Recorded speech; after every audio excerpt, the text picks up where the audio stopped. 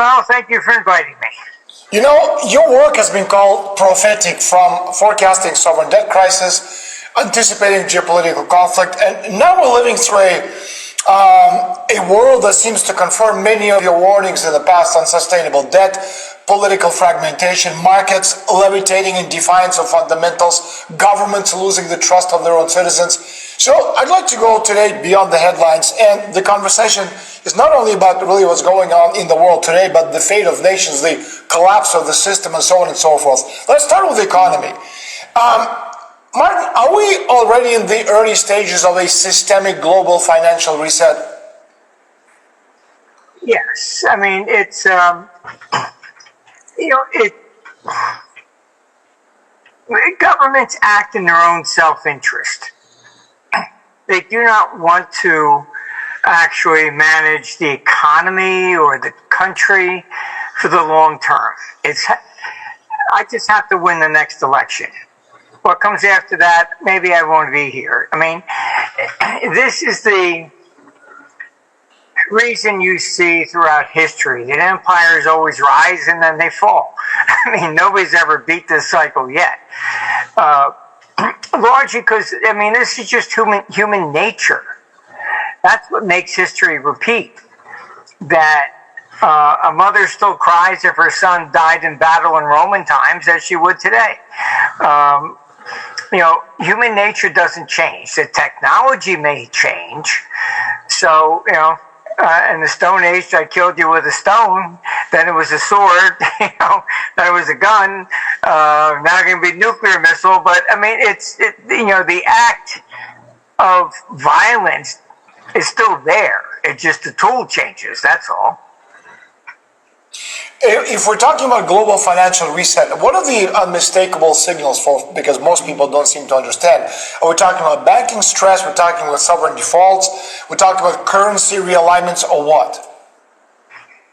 Now you're looking largely at sovereign defaults. You've recently heard, how Britain and France are flirting with the idea of an IMF loan. Right. I mean, you cannot, throughout history, you cannot borrow forever with zero intention of paying anything back. This is the problem. And, I mean, the national debt, when Ronald Reagan was in power, everybody freaked out because it hit $1 trillion. Today we got interest expenditures just for the year at $1 trillion.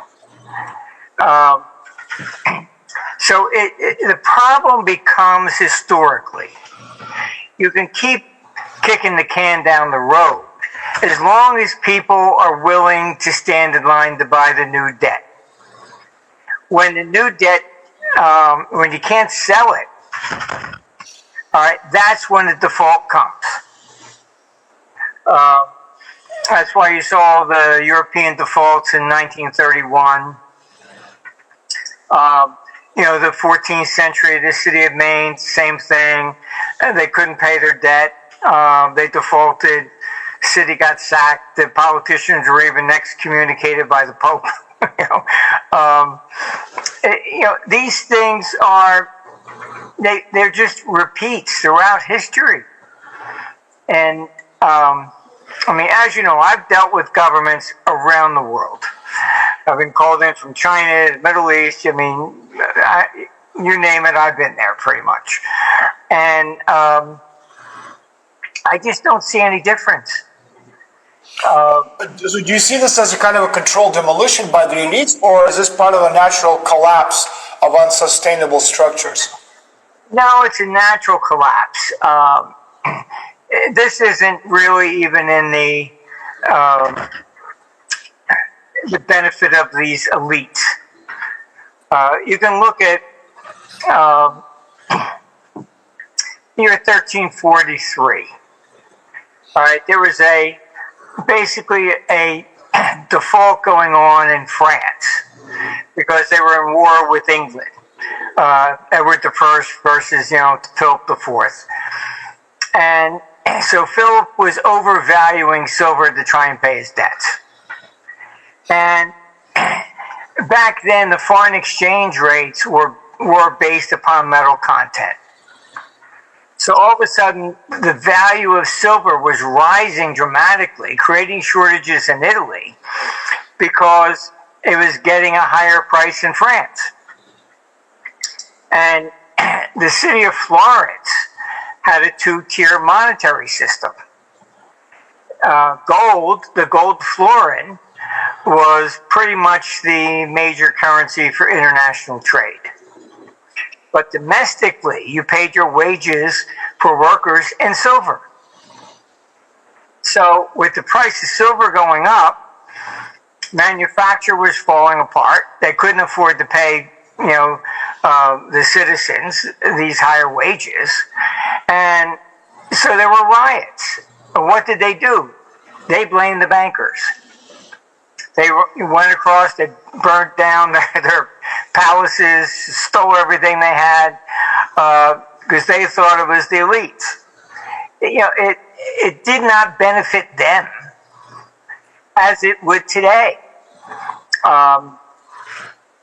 Because when you get into these types of situations, you're looking at a systemic collapse. And so Martin, from a historical perspective then, is there a historical precedent where the debt spiraled, yet the empires remained stable? No, never. What you have to also understand, like more in the ancient times, they weren't borrowing money, they were just debasing the currency. After Rome fell, you started getting into some of these city-states starting to borrow money. But borrowing really became more of an industry, I would say, by the time you're looking at, the Middle Ages, when you have Gresham was actually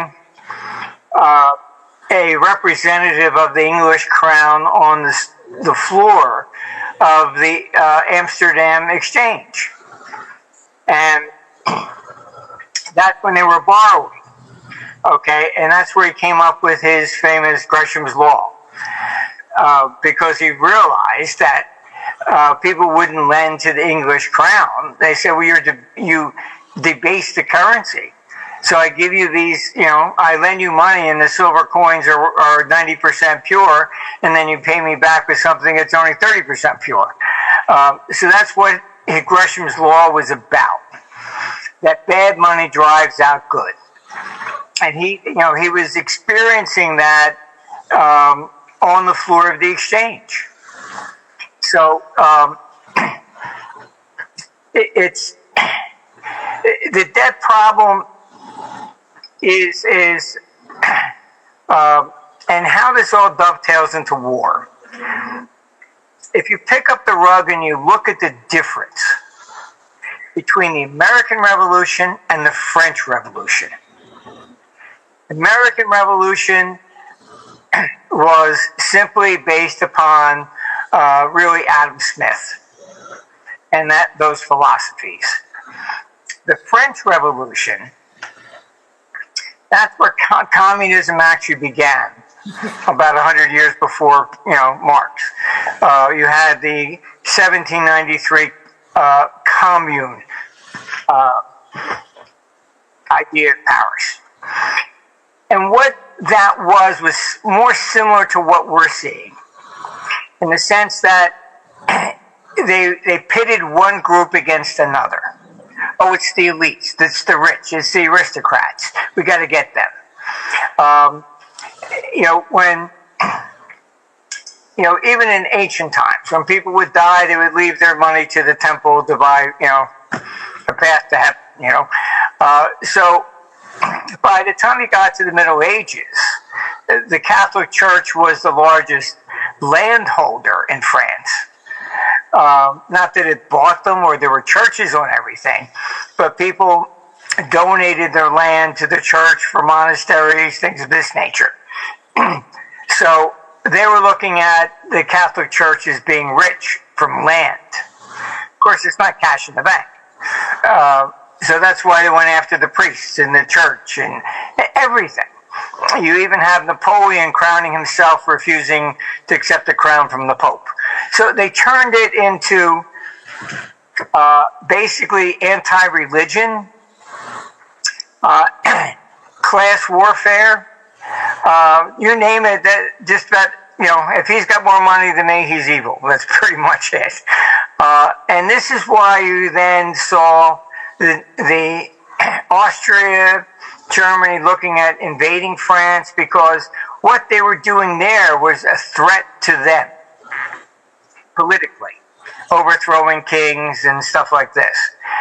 So then you ended up with the whole Neapolitan, wars with Napoleon. So when you divide a society in that nature, and you turn one group against another, the Germans did that with the Jews. Okay, it was in Ukraine and Germany, the conspiracy was that Trotsky was Jewish. So therefore, they connected it that conspiracy is communism is really was a Jewish conspiracy. That's why when the Reichstag, was burnt, they blamed the communist. All right, so this is the same thing. When you're dividing society and pitting one group against another for whatever reason, you do not get stability. The United States didn't do that. So you actually saw a republic form and lasted. All right. Whereas in France, where are we in the Fifth Republic now? And you still get this stuff. I mean, in England, with the Civil War, they still call Catholics papes. And that was 1649. So once you do this, and I think that's the problem. Just look at the Balkans. It was Bismarck in 1888 who said Europe's going to end up in a major war. It's going to come from the Balkans. He saw what I'm talking about. It's ethnic hatred. So Czechoslovakia broke up, Czech Republic, Slovakia. Yugoslavia broke up, Serbia, Croatia, Armenia, etc. This is what you get. That was the Minsk agreement for Ukraine. Donbass should have been allowed to separate like everybody else did, and we wouldn't have had this war. They wanted this war. Before I forget, because you mentioned Rome before, let me ask you as a kind of a follow-up. Was Rome destroyed more by military overstretch or by physical collapse? And which of these do you see repeating today? It was the collapse in confidence that came after 260 AD. What happened was the Emperor Valerian was actually captured by the Persians in 260 AD. You can look on my site. We pulled up the documents. There were even orders. It created a financial panic because, first of all, it was the first time a Roman emperor was ever captured by an enemy. So that was, can you imagine, that would have been like Joe Biden going to Moscow and he throws him in prison, It just created, people question whether Roman coins would still be good. Then that encouraged the barbarians in the north to start invading. Oh, they got away with it, we should. So then you start seeing it coming in from every which angle. And in Egypt, they even passed laws that bankers were forced to accept Roman coins. Nobody knew if they would be good or not, because they were always worth more than the metal content. That's just simply the way it is. whatever the financial capital of the world is throughout history, those coins that get imitated. You find Roman coins even have been discovered in Japan. I mean, they were respected as the economic power of the world. So India routinely imitated the Roman gold ori. Why? Same gold content, but obviously it carried a premium if it had a Roman emperor on it rather than something they produced. So it wasn't just metal at that point in time. There was a premium to these things. And you see the same thing with the coinage of Alexander the Great, Athens. Egypt never issued its own coins until it was conquered by Alexander the Great. Before then, they issued coins imitating Athenian coins, so they could at least engage in international trade. They used we're talking about confidence. We're talking about confidence. So where do you think, where will confidence break first? Government, central banks, or currencies? It's probably part and parcel of all. It's mostly I would say that the two riskiest places for confidence is Europe and Japan.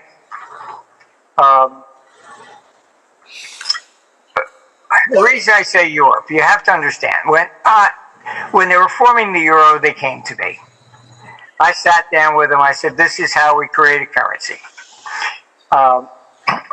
All the idea the euro was going to compete with the dollar, it's not going to happen. All right, you have to consolidate the debt, make a national debt. And Helmut Kohl, who was the Chancellor of Germany, he didn't allow the German people to vote. And before he died, he admitted he acted like a dictator, took Germany just into the euro, no vote. And he said if he allowed the German people to vote, he would have lost 7-3. So his condition was no consolidation of the debt, because he thought the German people would think it was bailing out Greece and Italy, etc. Now the problem is this. I've been a international hedge fund manager. You're dealing in billions. I could pick up the phone and say, "Buy me $10 billion worth of U.S. Treasuries." I can't do that with Europe. I still have to make the same decision as if the individual currencies are there. Do I want Germany? Do I want Netherlands? Do I want France? What about Italy? I still got to make the same decisions because they never consolidated the debt. This is the risk that Europe has, and I've warned them, and they know this. Okay, when Greece went for its IMF loan in 2010, it set off a contagion. The traders immediately said, "Oh, who's next? Oh, maybe Spain." All right, you go. Why? Basically, because once the IMF did that, it confirmed, one, the euro was not properly set up. There was no central mechanism to deal with a member who was bankrupt. They still had to go outside the EU to the IMF. All right, and so all these things, came to a head. What's going to be the problem with if France does that? France is the number 2 economy in the EU. Same thing's going to happen. The big money's going to look at it. Oh, shit. Who's next? Is it Germany? Just look at what's going on with the German debt. You have Mints, pushing for, deficits and things of this nature. They're not the bulwark of what they were 20 years ago. And all these decisions that have come from Brussels absolutely brain dead. I mean, if you wanted to destroy an economy and you want to make a conspiracy theory up, they followed it to the T. First, you put in the COVID. They locked everybody down. Cost a lot of small businesses, then you went crazy with the climate change. Then on top of that, you put sanctions on Russia. Right. I mean, if you look at it, the German economy has actually shrunk. I'm talking about the size, number of jobs, etc. It's shrunk by at least 3%. Then you have NATO, who only wants war. That's their whole purpose in life. All right? Saying, oh, Russia's going to invade any day, so you better give us 5% now, and we'll protect you. All right? All they're doing is, like any agency, I don't care what you create them for, no agency is ever going to, just simply say, oh, okay, fine, shut us down.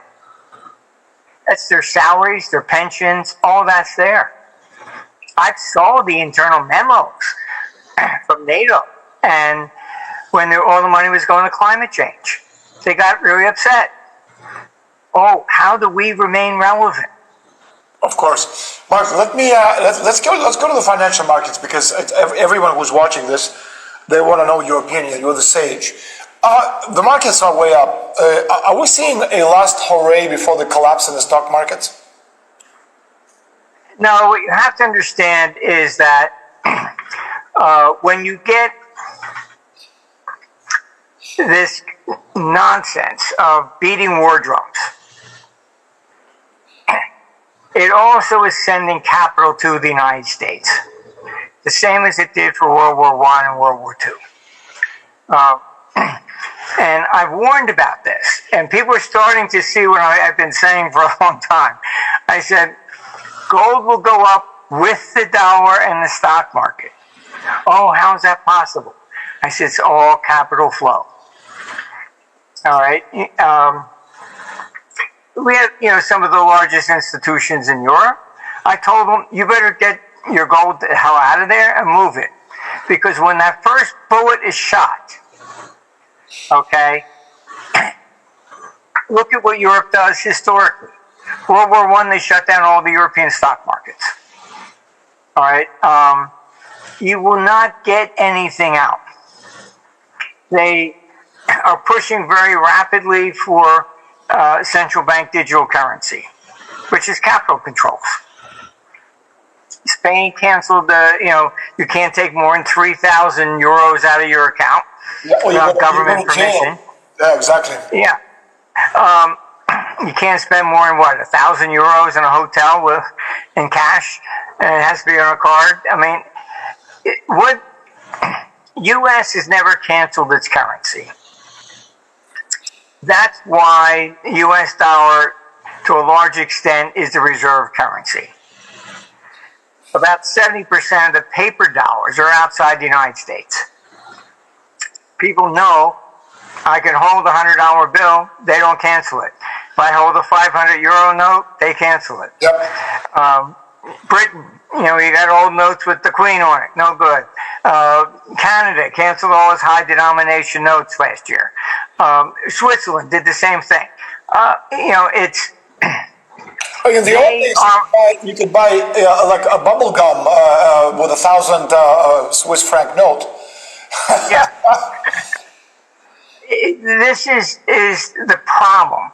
They really are just communist, like Bud Light beer,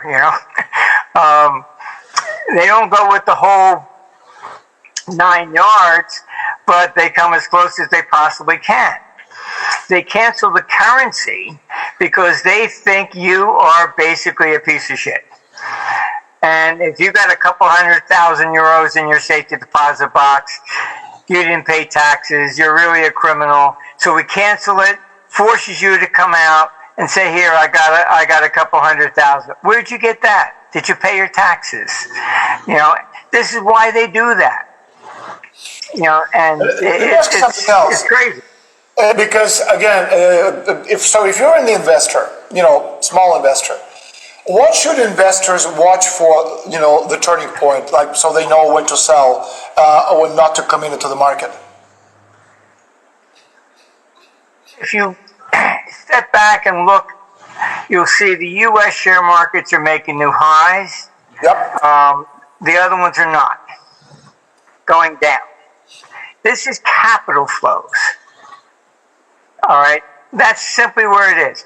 Mainly because you have people that understand what we're talking about. Some will buy gold. That could be a retail guy. Major institutions, big ones, they can't park that much money there. All right, so they buy more of the blue chip stocks. When you see the Dow Jones leading the NASDAQ, that's showing it's foreign capital. They buy the big, cap stocks. They don't buy the IPOs. Then you have others that buy the U.S. debt. You can look at, you pick up the rug and you look, say, oh, Japan's one of the largest holders of U.S. debt. Fine. Pick up the rug and look closely. It's not the government. It's the corporations. The Japanese corporations are the largest holders of U.S. debt as a hedge against their own government. We're going with negative interest rates. Right. For 30 years now. And you had even the Bank of Japan come out and brag that they had bought 97% of their own auction. That's something to brag about. That shows that nobody wanted it. Martin, let me ask you this. Imagine you're a small-time investor. You have $10,000. Okay, what would you do with that money? Where would you put it? Well, I think some high-cap U.S. stocks are fine for liquidity purposes. If you're looking for more of a long-term, depends if you're going to need the money or not, then you would be looking at gold. Gold is neutral. You get these people that don't understand international finance. Oh, central banks are buying gold because they think the dollar is going down. No, they're not. What it is that when the Biden administration put the sanctions on Russia to remove them from SWIFT, then you have the neocon Blinken actually threaten China. If you do this, you help Russia, we'll do the same to you. Oh, really?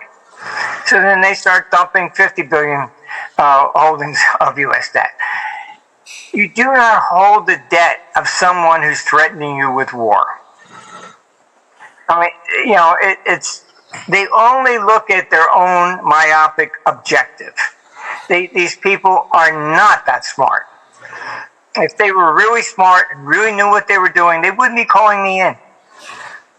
Simple as that. All right? They don't know what the hell they're doing. I took one member of staff with me to Capitol Hill. I said, you sure you want to see what I see?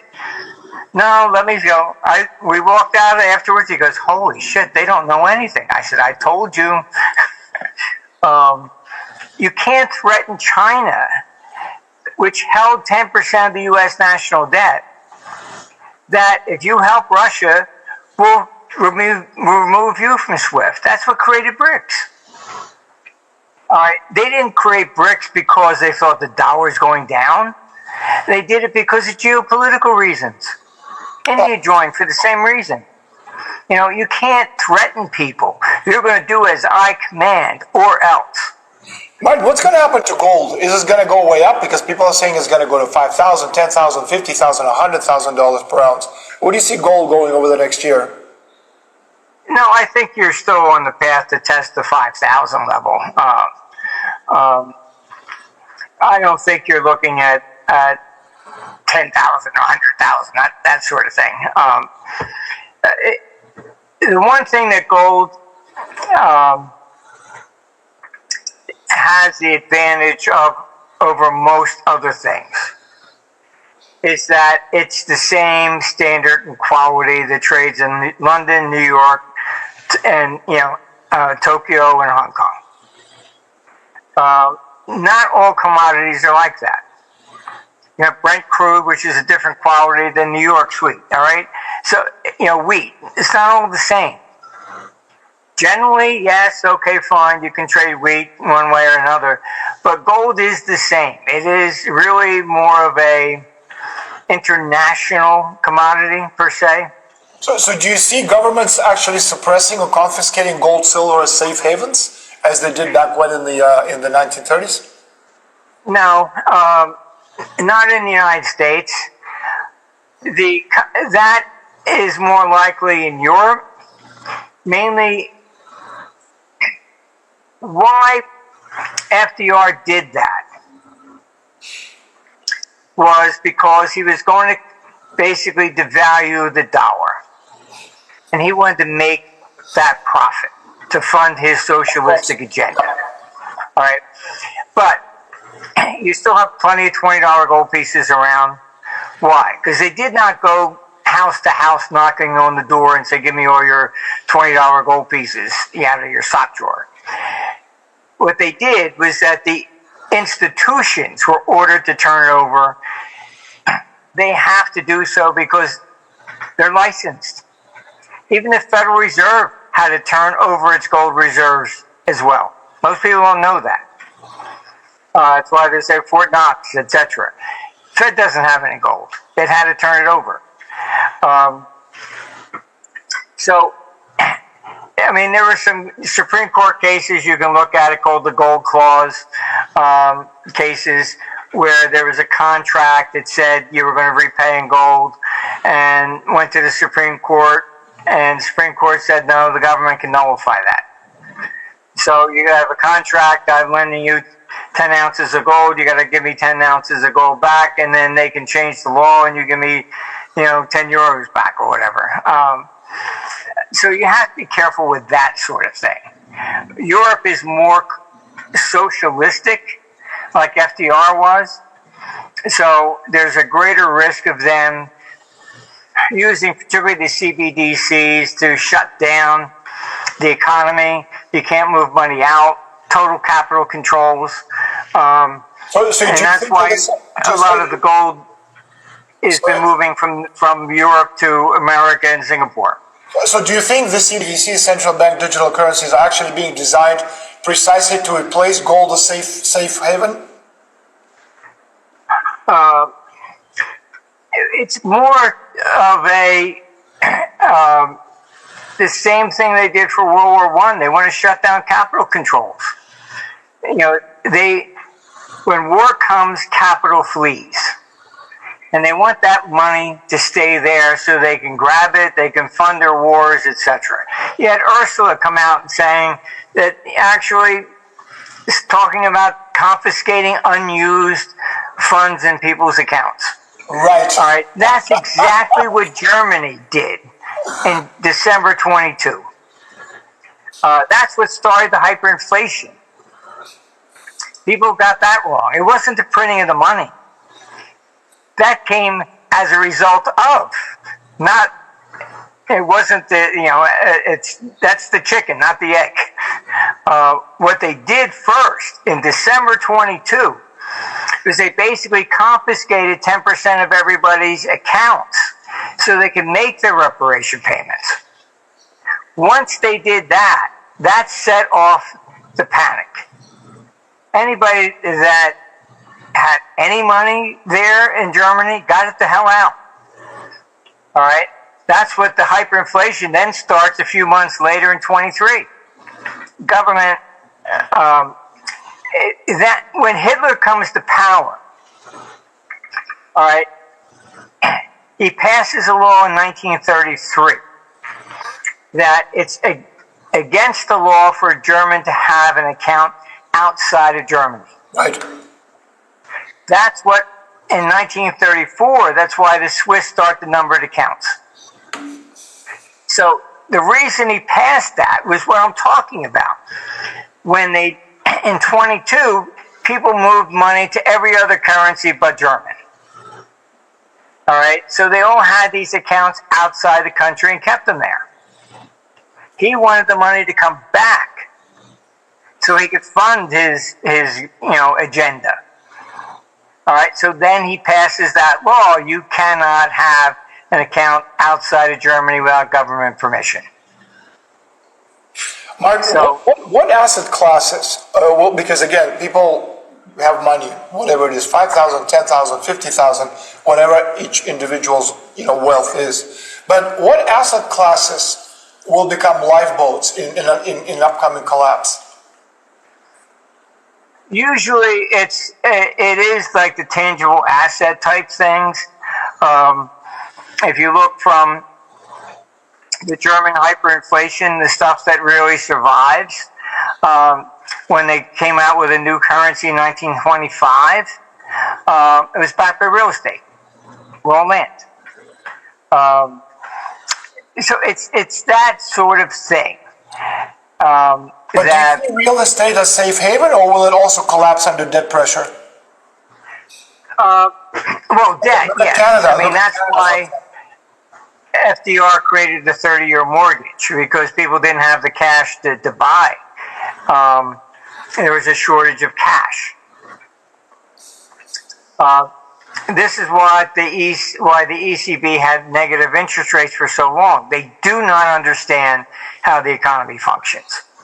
When you go into a recession or a depression, all right, people do not spend their money. They hoard it. They save it for a rainy day. All right? You can take interest rates to negative. Doesn't matter. They're not going to borrow or invest in the future until they see an opportunity that is actually there. We've done these studies. The stock market has never peaked with the same interest rate level twice in history. If you think the stock market will double next year, you'll pay 20%.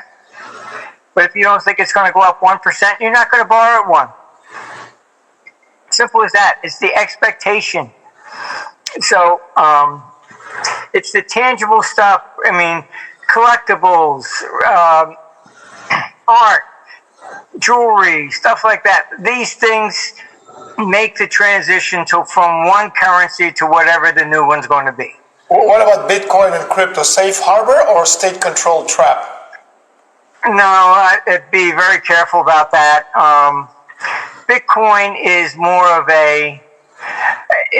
what has made it so popular, honestly, is that it's a great money laundering thing. Of course it is. Yeah, I mean, look, it got all the volume initially because the Chinese figured that out. They could buy the Bitcoin in China, sell it in the United States. They got their money out, and then the volume was 90% was all coming from China, and then the central bank figured out what was going on, called in all the Bitcoin people there, and started putting clamps down. Canadians, Europeans, I hear from them all. They use the Bitcoin not as an investment, just to get the money out of one country to another. That's it. Because it's like gold in that sense that it's the same thing everywhere. All right, but if you think you can hold that as some sort of reserve or whatever, forget it. Because at the same time, they can just pass a law and that's it. It's illegal, whatever. I think gold is much safer. And plus, they'll probably shut down Bitcoin and the cryptos when they come out with their own CBDC. They won't want any competition. They don't want any competition. We have about 7 minutes left, but before we talk about your crystal ball, I want to ask you, does your model, and I'll give you the floor in a couple of minutes to explain how it works, but does your model foresee a major global war as part of this global reset we're seeing right now? Oh, yes, unfortunately. I think, the best way I can describe it is that the computer has taught me a lot over the years. As I said, the first time we got called in by the Central Bank of Lebanon and they asked if we could do a model on their Lebanese pound. They had some book. All the prices were written down to mid 1800s, and we put it in, and the computer came out and said their currency was going to fall apart in 8 days. I thought there was something wrong with the data. I called the client. I said, "Look, something's got to be bad here." They knew it. They were only coming to us for the timing, and very calmly said, "Well, what currency would it recommend?" I said, "It says the Swiss franc." All right. 8 days later, the Civil War began. I saw the same thing when Iraq War. I had a call from a client there who was the biggest shipper in the Gulf. He says, "Iraq's going to start attacking shipping in the Gulf tomorrow. What do you think gold's going to do?" I said, "You tell me a war's going to start?" "Yeah." So by the time 1998, I stood up at our conference in London. I said, "Look, Russia's going to collapse. I give it about 30 days. And I didn't realize at the time, but the London Financial Times had snuck in the back. They put that on the front page. Armstrong says Russia's going to collapse on June 27th, and that was the long-term capital management crisis that starts, at the end of August. What it's taught me is that somebody always knows war is coming in advance. And it's also taught me over the years that you don't see war when everybody's fat and happy. War comes when the economy's turned down. People get frustrated, they want to blame somebody else, whatever. So what the computer is showing this time, this is more than just Russia versus Europe. You're seeing the Middle East. You're seeing it, Thailand versus Cambodia, India versus, Pakistan. Right. It's everywhere. And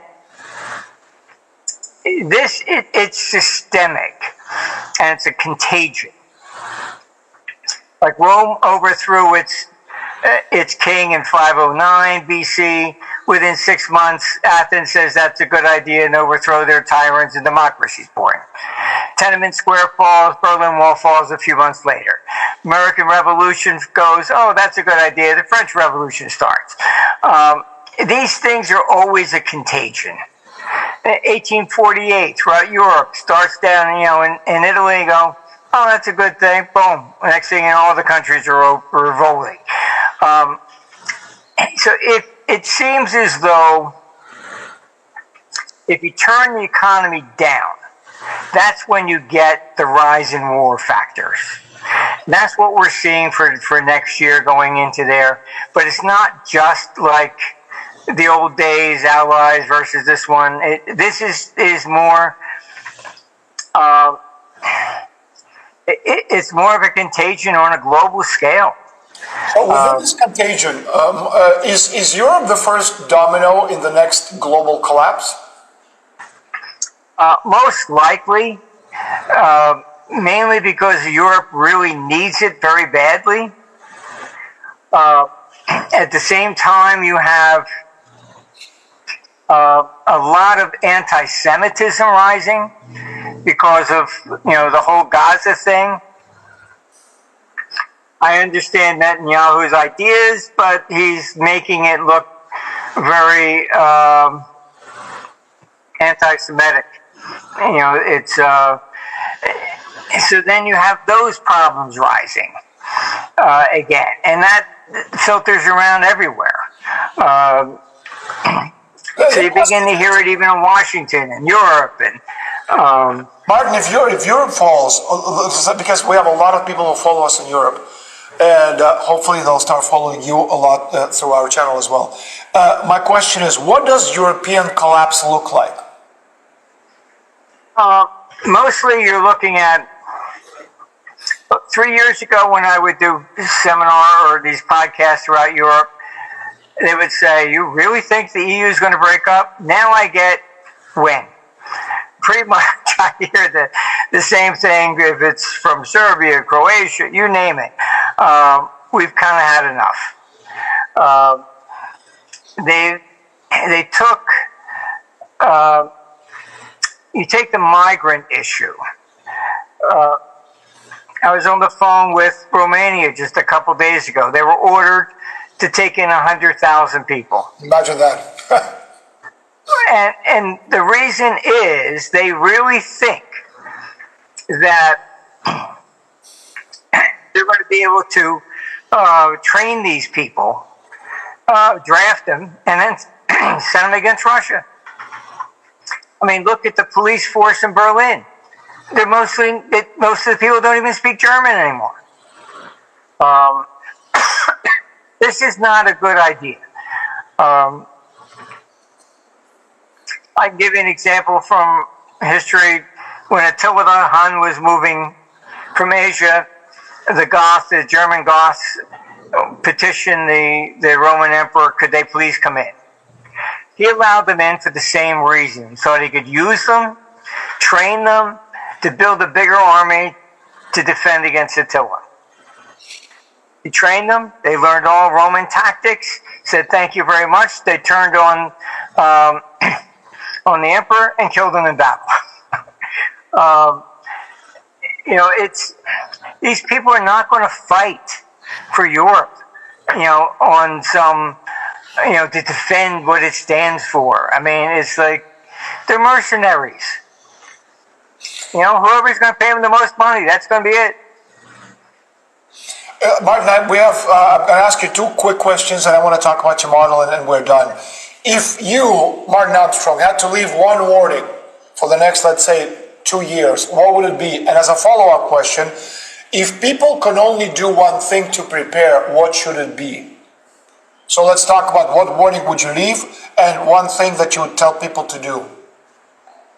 Well, I do these podcasts all over, mainly because I feel I have an obligation at least to speak out and try and reduce the amplitude of war if I possibly can. I don't think I can stop it. I think the best you can do is hopefully reduce the amplitude, the volatility of it.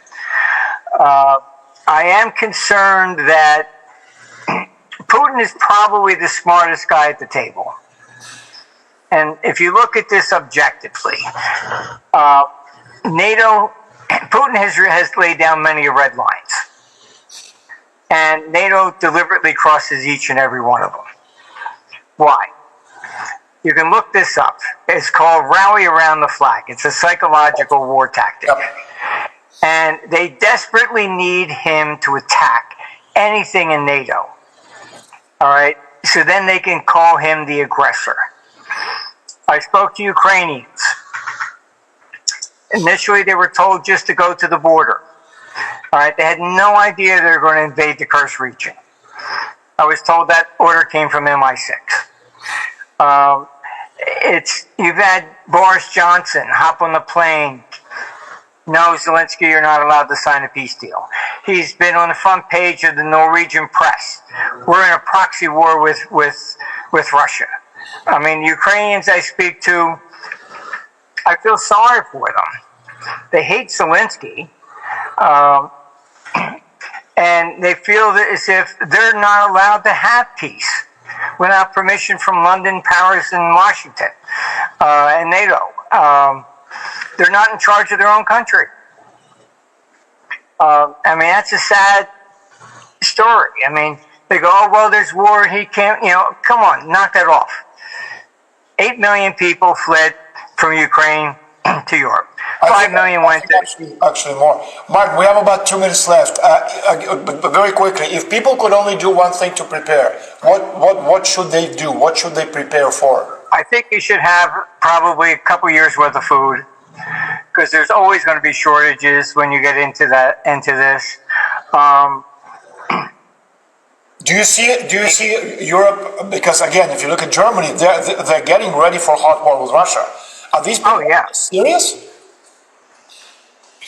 What I have been in discussions with people from different governments, and I can't believe it, but I've actually been told, oh, Putin would never push the button because he knows it would blow back on him.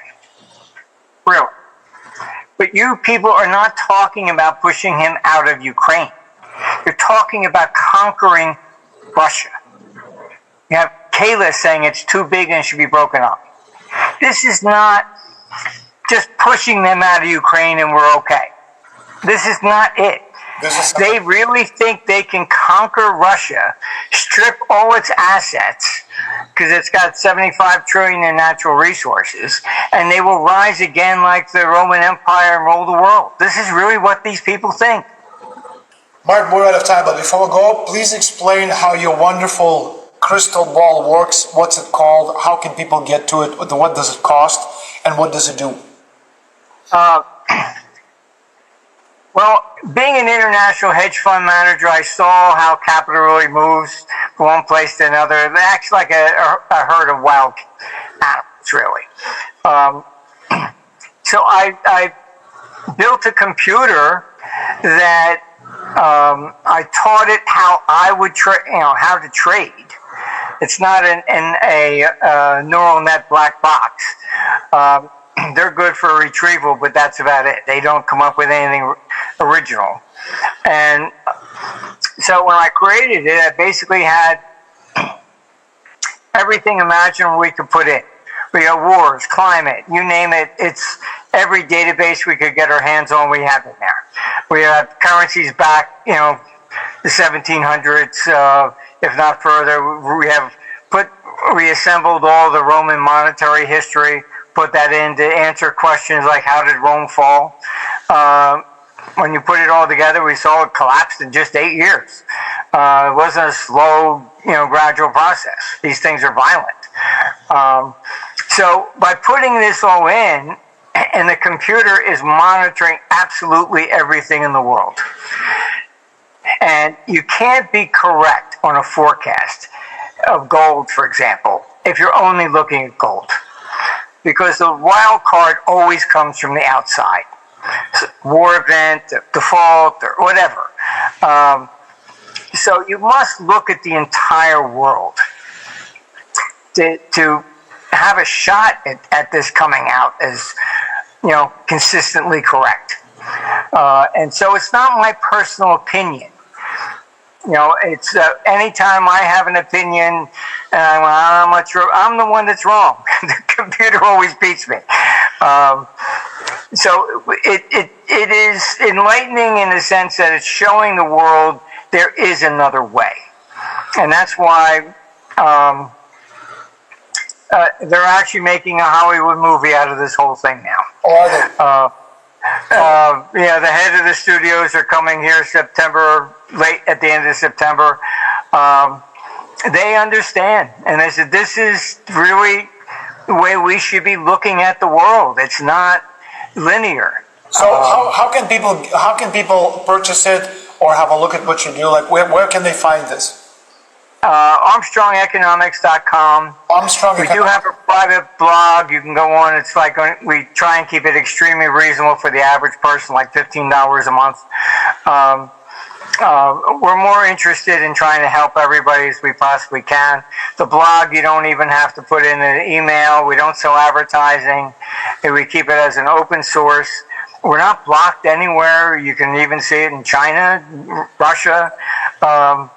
So everybody understands it's not me personally. These forecasts are come out from the computer. I tried my best to explain what, and once they understand the system, you can look at its timing forecast on any market in the world. Once you understand how to use it on one, it's the same around the world. That's why all these institutions and central banks and everybody, they use us because it's not personal and there's no conflict of interest. All right, we're out of time. Thanks so much for joining us. It's amazing always having you on the show. History, economics, politics, all in one. Thanks so much for joining us. Oh, thank you for inviting me. Take care. Bye-bye. You